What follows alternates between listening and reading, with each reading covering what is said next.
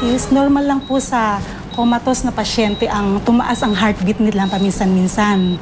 Pero pagka umulit ito, paki-inform na lang ho kami kaagad-agad para mabigyan siya ng medical attention if needed. Sino po ba ang kasama ng pasyente kanina? Kayo po ba? Ako po, Dok. Please, always bear in mind, comatose patients can also react to their family's emotion. So whenever we're around him, mas makabubuting iwasan po nating magbigay ng anumang negative thoughts or emotions. This won't do them good. Opo. Naiintindihan ko po, Dok. Salamat. Sige po. Excuse me po. Fe, halika na. You're being overly emotional about this whole thing, Stella. Natural lang sa lalaki ang mga liwa. Lalo na kung may pagkukulang ang babae. Wala akong pagkukulang kay Kevin. See? There you go again. Being emotional. Nakalimutan mo na yata, kasasabi lang ng doktor. No drama. At hindi ka muna umuwi. I'll take care of Kevin. Ikaw naman, alagaan mo yung mga anak mo at yung bake shop mo.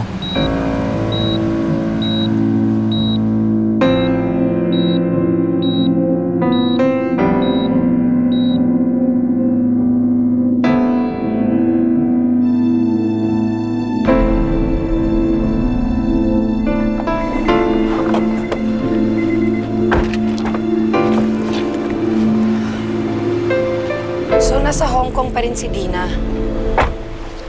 Si Lucy naman naka-off pa rin ng cellphone. Sige, Misha. Enjoy ka na lang dyan sa Davao. Salamat ulit, ha? Ma'am? Ma'am, andito po yung mga maleta ni Sir Kevin. Ito po yung sinurrender ng mga pulis galing sa aksidente. Yung mga ilang araw na po ito nandito sa loob ng compartment, baka bumaho eh. Saan ko po ba ilalagay ito, ma'am? Sa kwarto po ba ninyo o sa bodega?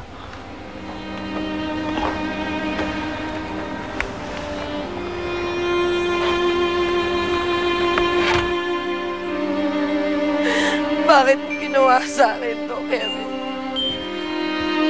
Bakit? Ano naging kasalanan ko? Ano? Ano? Ano? Ayop ka! Ayop ka!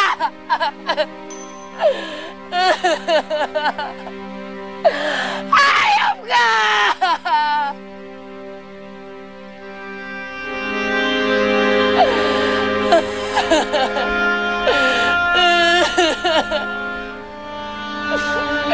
Ma'am, tama na ho yan. Baka po kung ano pang mangyari.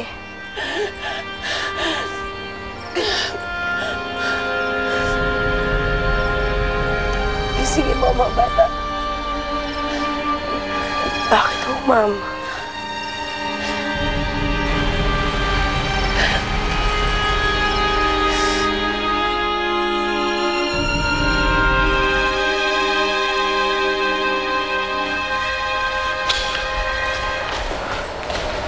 Ma'am Stella, sandali lang po. Ano po sasabihin ko kay Senyora? Baka magalit sa akin yun. Doon muna ako sa nanay ko. Gusto ko muna makapagpahinga. Pagod na ako. But, Mommy, I don't wanna leave. Miggy, pwede ba? Huwag muna matigas ang ulo. Halika na. Ma'am. Ma'am Stella. Ano? Nilayasan mo si Kevin? Makikipaghiwalay ka na sa kanya? Bakit?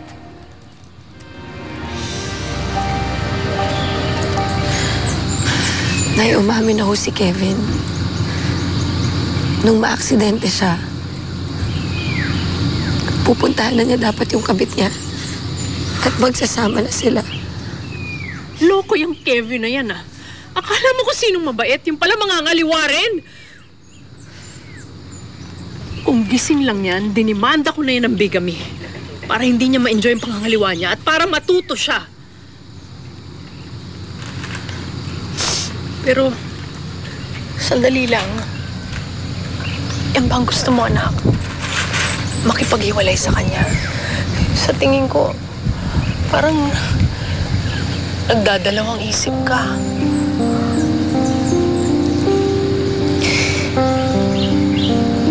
Iniisip ko lang naman ho yung mga anak ko. Ayoko naman ho kasing lumaki sila ng walang ama. Iniisip mo ang mga anak mo. Iniisip mo ang sarili mo.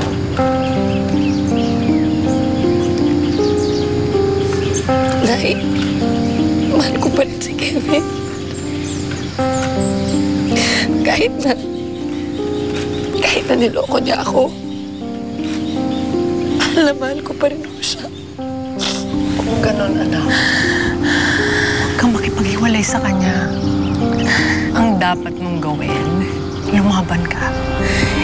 Ipaglaban mo kung anong para sa'yo at para sa anak mo.